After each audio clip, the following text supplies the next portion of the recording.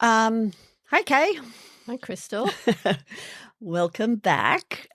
So today I thought we would talk a bit about staffing and why are my staff not caring anymore. So I feel like it's a big topic, and Yep. staffing's always a tricky topic. Yep.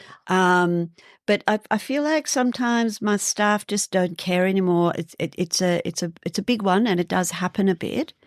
And thank you for joining us again. And this is Kay and Crystal. We do Small Business Sorted podcasts, and we just help bring clarity and less chaos to you and your business by talking about a variety of interesting subjects that, we find interesting and things that we come across on a regular basis that we'd like to share on or just chat about. You may relate to some of them as well. Yep. So starting off with it, with this topic, I actually had something quite close to my heart, and that I've seen a lot. I actually had this has happened like 3 times last year with clients, where one of the phone calls that I got is that I really hate my business. I hate my business. I don't want to be in here anymore. I just want you to help me get out. And I go, great, I can help you with that. So, and then we dig around and we dig some. So why do you hate your business? And one of the things that kept popping out for me was that I've got a really difficult staff member to deal with. And this staff member was actually, I guess, it's not bullying the boss, but they basically were not doing what the boss asked them, and they basically were doing whatever they wanted, and basically were cheeky back, or downright rude back, and were actually causing a whole big culture problem in their business, to the point where the business owner actually was feeling really despondent and quite depressed around his business, didn't know how to deal with the situation, and was wanting out. He just wanted to close the business down and check out. And the business was profitable. The business was going relatively well. But he just felt that he just didn't want to go on anymore around that. What did he do? What did we do? Tell him to do? So, well, I guess the conversation was, okay, well, why do you have him? Is he happy there? Because if he's behaving like this, maybe he's lost respect for you, clearly. And maybe he's unhappy, but he just doesn't know how to leave. Or maybe he's expecting you to fire him or ask him to leave. Or maybe some people like better boundaries, you know. And yes, that was the conversation. So I said, why do you have him? And then it ended up being it was a friend of a friend's son or something like that, and which complicated it again. Yes. But I think when I said, you are the boss. You are the boss. Something click. You actually don't have to have people in your business that aren't working for you. You know, you shouldn't have people that you don't like or you can't work with. Yeah. And you can choose to have better people in your business, and you do have the right as a boss or as a business owner to, if people are causing a lot of problems in the business, you got that choice, and you do have to have that difficult conversation. And I'm just wondering whether it's the difficult conversation part that is difficult for people to do. Absolutely. I know myself. I do not like difficult situations. I remember right at the beginning of my career when I worked for a corporate, and I had a little girl, and she was only a little girl, and I had to fire her. And it's the worst thing I have ever had to do. And she almost threw up in front of me. She was so upset. So she didn't see it coming. She didn't see it coming, but it's sad because she wasn't the right person for the job in the first place. Yeah. So I guess that was my fault for employing someone who... The wrong person? Yeah. She wasn't qualified enough to do the job. And therefore... Do you think we hire people because we like them? Yes. Absolutely. Although I think that's a big part of it. Yeah. I'm not an HR person. I'm just actually, that's probably a good disclaimer for both. We're both not HR people, but we've both had a bit of experience in this. But obviously, you've got to look at their qualifications. I think as I've moved through life and business, and now I've got my own business, you learn to look at the qualifications, and the job spec is important. You have to know what you're looking for. Yeah. What does the person need to do? And I think you'd probably be amazed that there's a lot of businesses don't have the job specs, don't have what they need to manage the staff, manage the job. Well, if we go back to that story, the one thing that I asked them was, okay, so what was his role? And he was, let's just call him a plumber on the job, right? A qualified plumber. And he was, and I said, do you have a description of what he's got to do? He goes, he's just got to do his work that I give him, I said, okay. And I said, but what about how to work with your business? How do you have something around that, how to work with me type of thing, or how do we work in our business? And he said, no. And he goes, but what would you put in something like that? So then I said, you would put in things like, I want you to wear my uniform. I want you to have good customer service. What does that mean, good customer service? That you turn up on time, that you are polite, that you explain what you're there to do, that you that when you finish the job, you let them know that you finished. Clean up, clean up. Oh, we just had somebody at our house that left the most awful mess at our place and was doing blinds and that. I was just like, oh, man, you really want them to clean up, leave the place better than when they see it, take your rubbish away with you and let them know when you're finished, right? Yep. And then send that information into the office. How did what they did, the hours that they worked. That has to be in there. Another thing was in there getting on with your peers and setting. I guess that how to work with us is setting up the bumper bars on what's acceptable behaviour in your business, right? And turning up on time. Turn up to work, right? Yeah. Book your holidays in advance. We shut for 2 weeks over Christmas. You're expected to take that 2 weeks. Other leave, you put in best in, first in, best dressed type of thing. The other, I don't know, what else would you put in that? All sorts of things, but including what you've said. But I think the point is setting expectations. Yeah. The employee has to know what you expect of them. Yes. And probably in a lot of situations, they're not really sure. Yeah. Setting expectations is, and that's where your documentation comes in. I think if you put yourself in that employee, like he was really, I think potentially the business owner may have been a little disorganized, and probably didn't have the job set up right for them. May have got the materials later than he should. There might have been a bit of frustration around that as well. And I suppose that communication, they'd never had a staff meeting ever. Yeah. Ever. Yeah. Right. And there was 4 of them, I think. So having those regular staff meetings, it builds culture, it builds team, it builds expectations. You could talk about, what a good review. You could talk about warranties. You could talk about safety, all the things that you could do in any business, right? It doesn't just have to be a trade business. But staff like that, and staff like to feel like that. Paying your staff on time can also cause an unhappy staff if they don't know when their pay is coming in, right? Yeah. Paying their super is I mean, I know that's a legal compliance thing, but some people don't. So we did that, and we got him to sit down with his team and go. We wrote out that what's expected of your sheet. We also got him to have a 1-to-1 with that person and actually have that difficult conversation, and actually say, we've just noticed this bad behavior, and start writing down all the things that they're doing that's of not good behavior. Sit down with him in like a fairly formal meeting, send an email and say, we're going to have a meeting in the office. So it's like a review of where we are. And then you give them the opportunity to put forward what they think as well.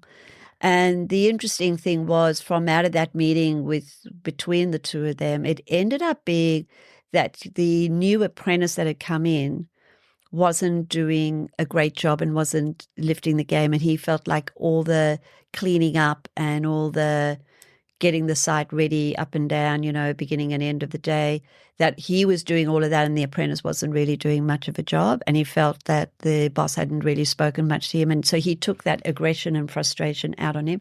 The other thing, that there was a whole lot of stuff happening behind the scenes in his personal life. I think his mum and dad had split up, even though he was older. That had really impacted him. And his girlfriend and him weren't doing well either. So he was bringing all of that to work as well, and then maybe taking it out on the boss of the business. So it was just really having that conversation, getting clear, setting those guidelines. Yep. And it turned this person around. And then eventually he did leave because his behaviour with what was happening at home was still impacting the business. This anger management, I think, was probably more of the problem. But then what ended up happening was, after he'd done all of those things, he actually started to really love his business again. Good.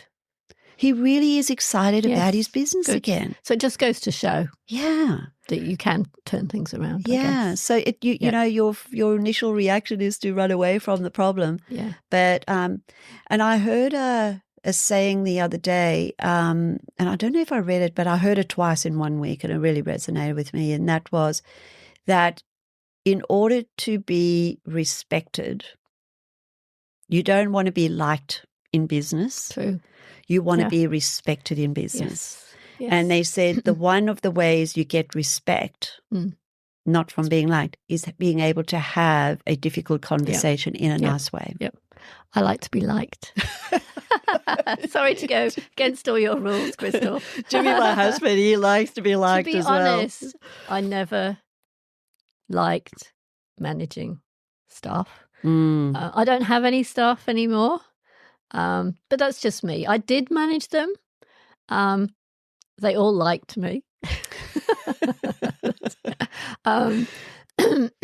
Yeah. But that's important We're all to different, people, aren't we? you know. Yeah, we're all different. I think it's a human thing to want to be liked, right? I mean, you want your staff, and I guess the way we like our staff to be happy, sometimes we treat them more like a family, and family cultures are great in a business.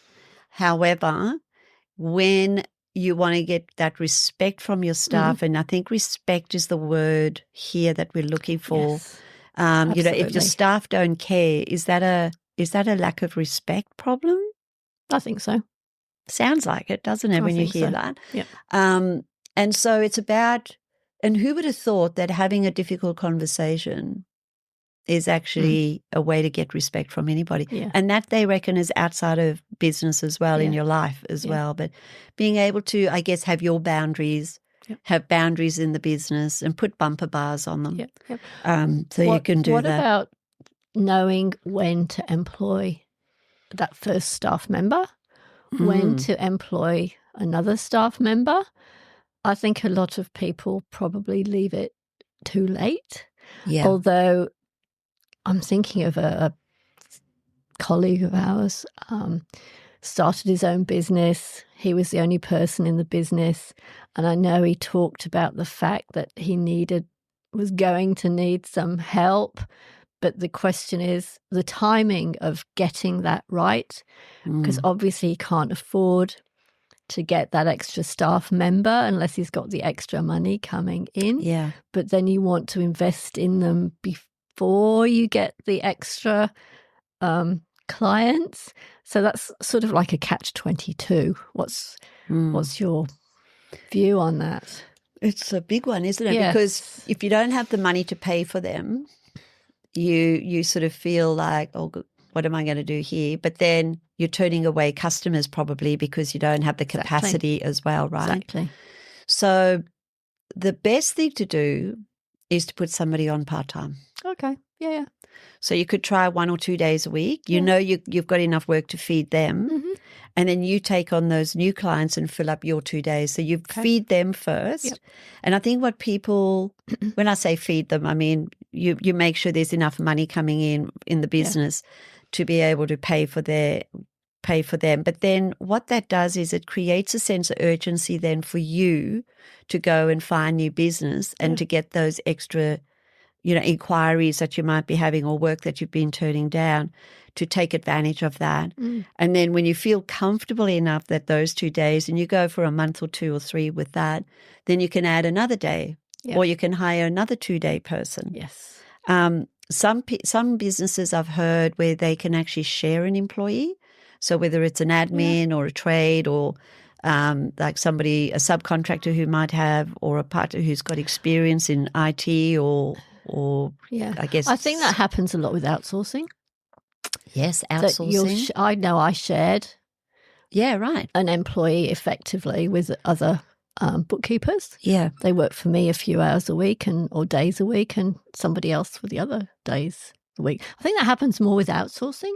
Potentially. Outsourcing overseas than it does in Australia, but I suppose I don't really know. And I guess that's how subcontractors work as well. Yeah. So maybe not a part-time, you could put a subcontractor on. Yeah. Often subcontractors are more expensive, right? So I guess you've got to weigh that up in your decision making. But they could be more skilled. True. And why you're trying to get used to having someone in the business.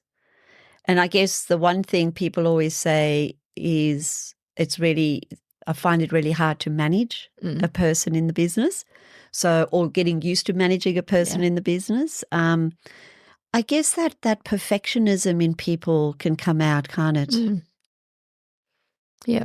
I was just thinking about something else that's gone out of my head again. Yeah, that perfection. So I think often our expectations is that we want that staff member to do exactly how we do it. Yeah, true. And that can put a lot of unfair expectations in. Also, just in hiring those people that you hired, I know I've done a fair amount of hiring, and it's a skill you learn and you get better at it. Yes. Your adverts can get better at it, but it's always good to have a go. And I feel like with staff, when you first start them out, that where things go really, really wrong, and I just got another client the other day who has they had 2 admin, that one's left for various reasons of her own. There's one left, and now she's feeling the pressure and a bit overworked. But what has happened there is now her entitlement has got really high, and she's not coming in on time. She's coming in when she wants to come in. She's working from home when she wants to work from home. She's doing the work how she wants to do the work. She's setting the priorities in the business.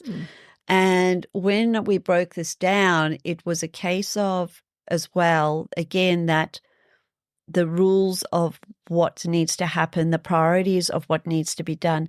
The business owner had it in his head as to how he wanted it done, but what she was doing was how she wanted it to do. And so he thought she wasn't caring, but actually she was caring. She was just doing it from the way she thought the priorities should be. So it was a case of having that talk again. Communication. Good word, Kay.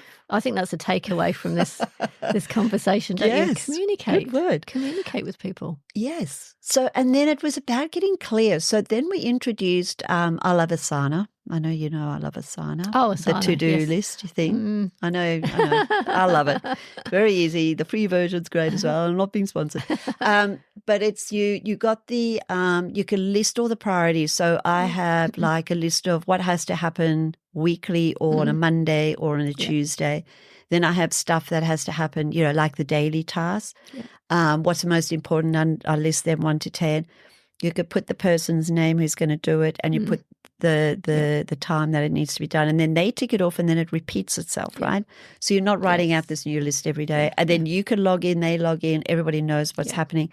You could have a 5. What really worked in the end was having that 5 or 10 minute meeting every morning, going through the list, what was outstanding from yesterday that perhaps they couldn't get to, what was the priorities for today, like maybe there was a whole lot of stuff that just come in that were important to get out, and then listing them in priority for that person to follow.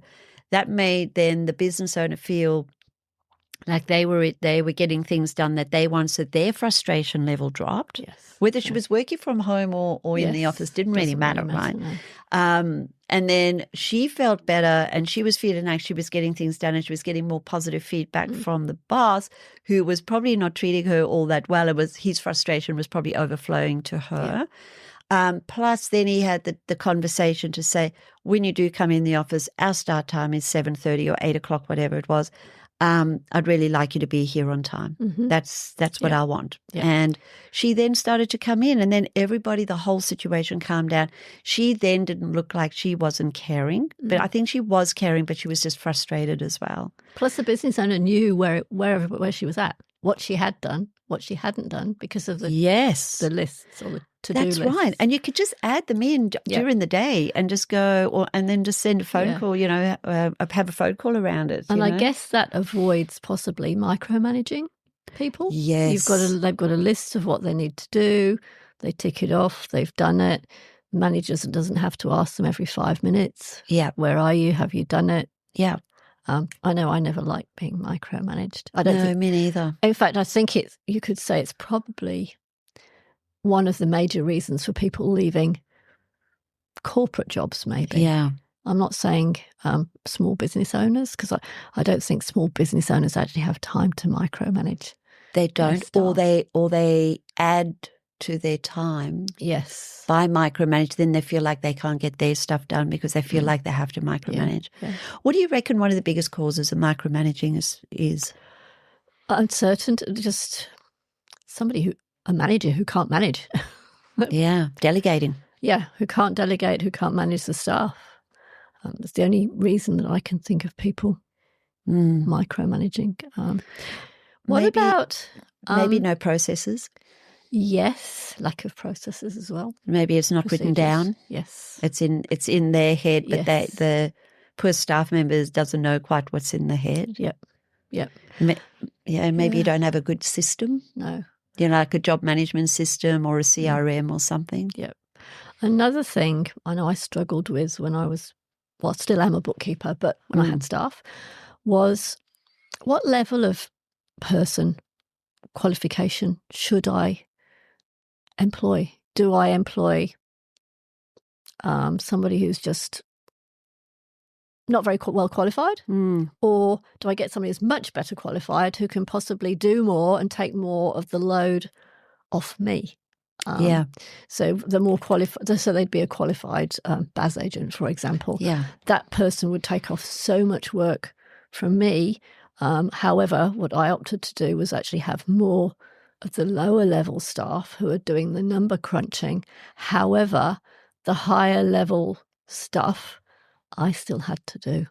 So I think there's probably a lot of business owners out there who hire low-level staff, if that's what you want to call them, not so well qualified, when it would actually be better to have, rather than having two not so well qualified, one person who was really well qualified who could actually assist in running the business, maybe.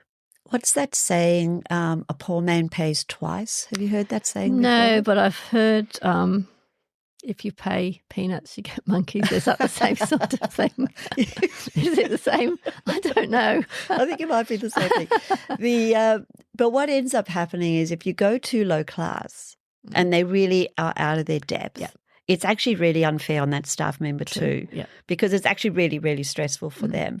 And then it's really, really stressful for you, right? And I've done this before too. And I think the best thing you could do for both of you is to get them out of your business really fast, because not only will they find a job where they're more suited, and your stress levels and your wanting to rather sell the business than fire them scenario goes out the window then too. And I think, it's okay to hire bad initially because that's how you learn, right? So, you've got to, as they say, a poor man pays twice. So if you pick the cheapest one on the list, or you hire someone who's happy to accept the lowest, make sure their skill set is right. If you just paid a few dollars more, you might get that skill level that is perfect for your business. And then when you get that right and you have a really good worker that does what you need them to do and takes it off your plate, so it allows you to do what you need to do. Excuse me. How good is that? I know, it's so good. It's the best feeling in the world, isn't it, in the business? And when you have staff that care and you care, it makes all the difference in the world in a business too, doesn't it? It's just such a good feeling. But it seems like sometimes it's one of those things that feels like it's always out of reach, you know. But I always say when you hire someone new, you've always got them on probation. And as we said before, we're not HR people, but you always have a probation period when you hire, and you actually don't need any reason at all in Australia, that is, to actually tell them that you just have to say, I'm really sorry, this isn't working out. And that can be across the whole level of your business. So it's actually not that risky to hire somebody that you may try, but they may not be right. The next one, you're going to get a whole lot better. So don't beat yourself up and say, I'll never do that again, or it's the worst thing I've ever done. Yeah. It's keeping them for too long. Yes, true. Is probably is where all that problem comes in. They don't care about so it's my popped business. Into my mind. Always, when a staff member leaves, get them to write the procedures for the new person. At least at that point, they should already be there. But I know that that's always useful if you get them to write down what they do, and then they can pass it on to the next person. Saves you writing the procedures. I hate writing procedures. Yeah. Don't you hate writing procedures? I used to have to write them once and that's it, and you just make adjustments. I did it because it's important. What about overtime? Yes, well, overtime is an interesting thing. It's if you've got the work and you've got the overtime, then that's a good problem to have, isn't it? And your customers need that work done, and you're charging the right amount, then it should be happy days for everybody, right? It should be, but does the employee want to do the overtime? Well, that's the question. Are you forcing them to do the overtime? If you like in retail, that's always a tricky thing because that's your busiest time. There's often the overtime hours. If you're in a sort of Monday to Friday business, I guess it's always checking in with that employee if they are okay. And why are they doing overtime? Are they working too slow maybe as well? Yeah.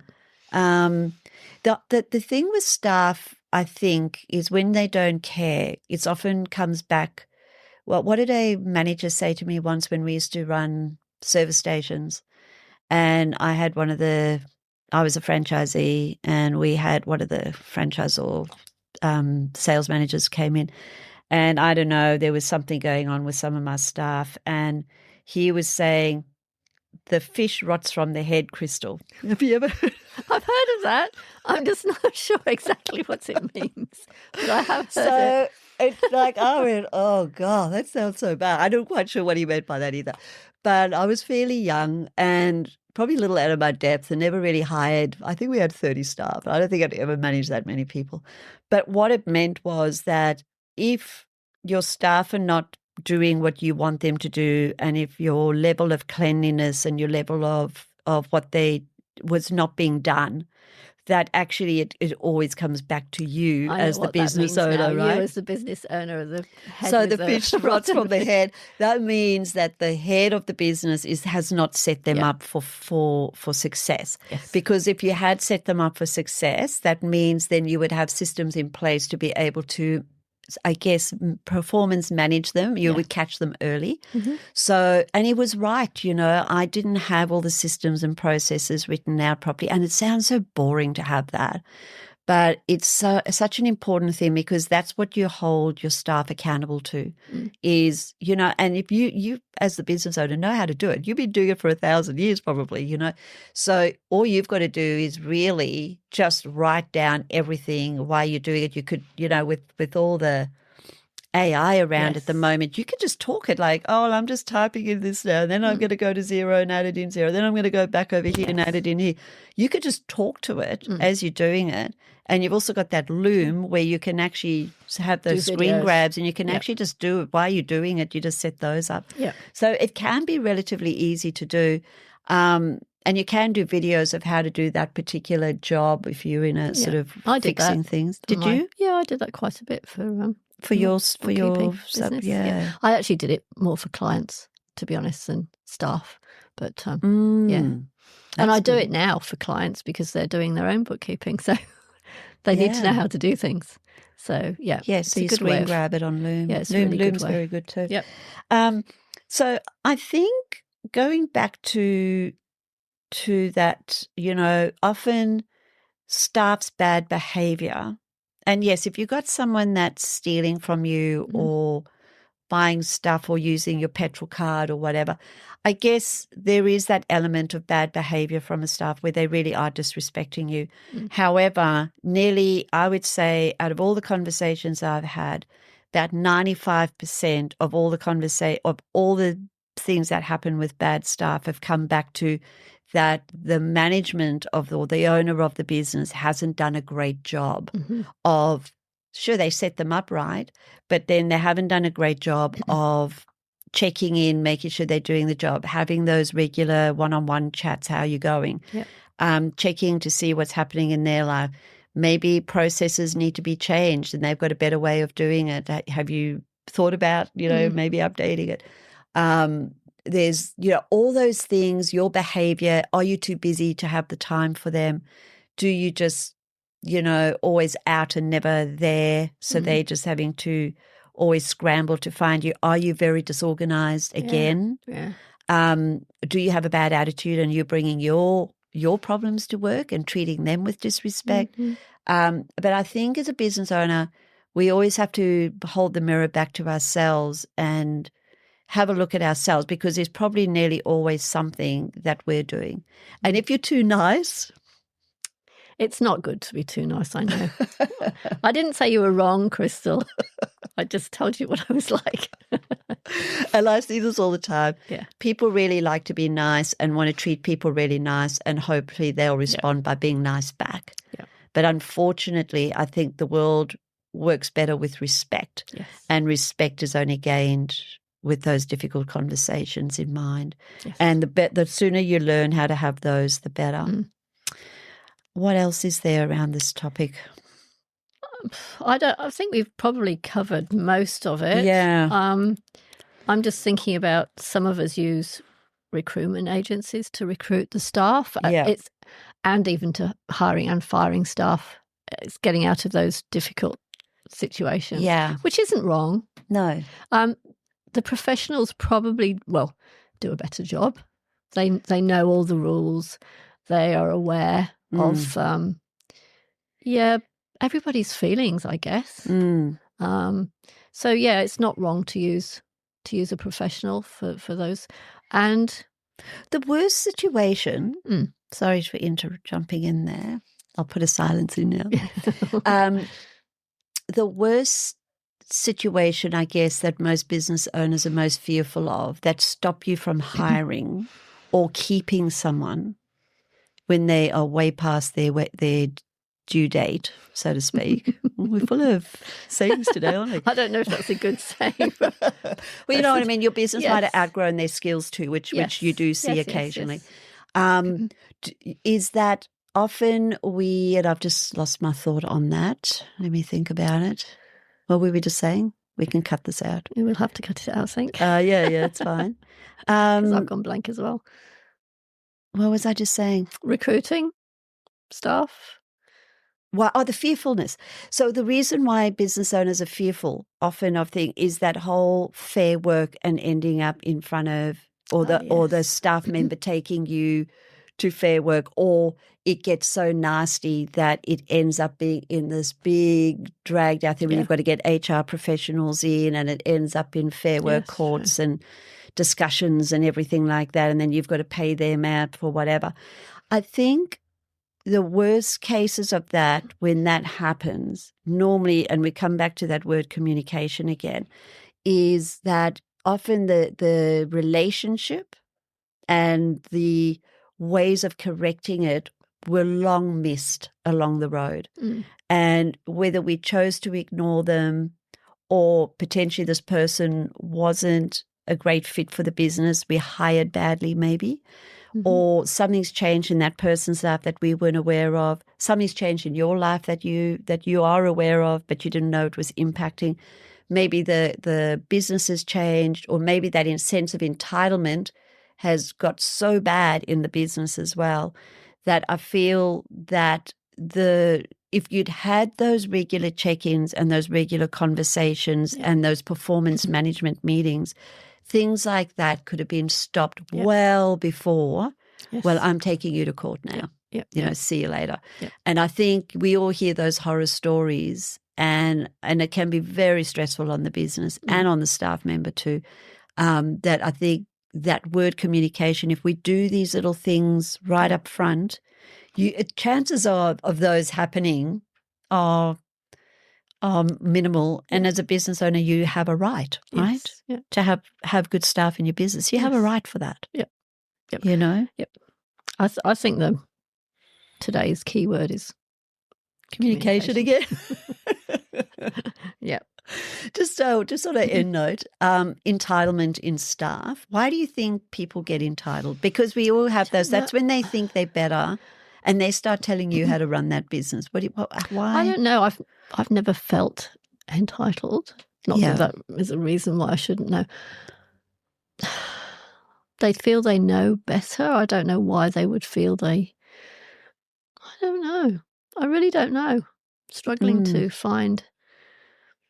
Did you ever see that in any of your clients' businesses where they complained about staff? Not really. I don't think I did. Yeah, I've seen that a few times. Whether we use the word entitled or not, maybe a different word. I guess in some businesses, the staff do know, and this is probably where it comes from, they know more than the business owner knows. Therefore, and that can be difficult for some people to... they're not appreciated then. No. And some business owners buy businesses. So sometimes they don't know anything about the business. The staff do. So at that point, they may feel as though for whatever reason they've been overlooked. Going back to me, I was a finance manager. I thought I was going to get the job as the financial controller. They brought somebody in and filled that position over my head.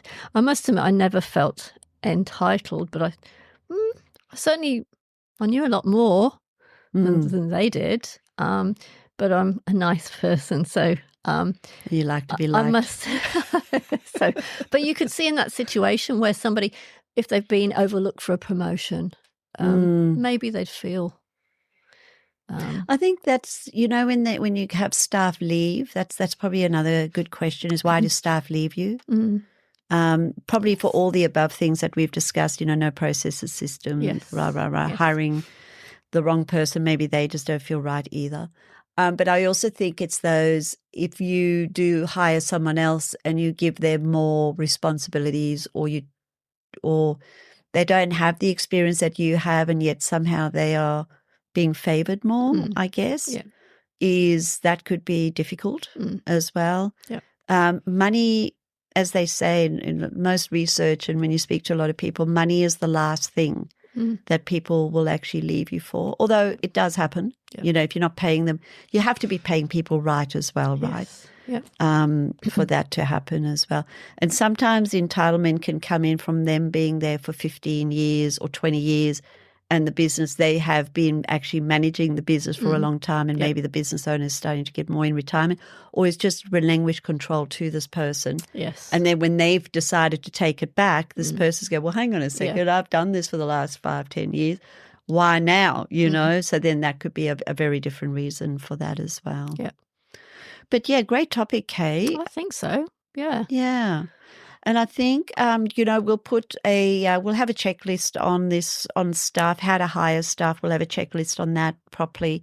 And also on, how to manage staff. And, if you do have someone who you feel doesn't care in the business, let's make a checklist for that as well. Yeah. So that it's always interesting for us to go back and, it's always good to review what we're doing in a business. That's, I think, also a key word that comes out of it. And I guess the key word for you today? Communication. Communication. I think for me as well, it's having that difficult conversation. Respect equals having difficult conversations. Respect. And I think that's important to remember. Being liked. Being nice and being liked. All righty. Thanks. Right. See you on the next one. Okay, thank you.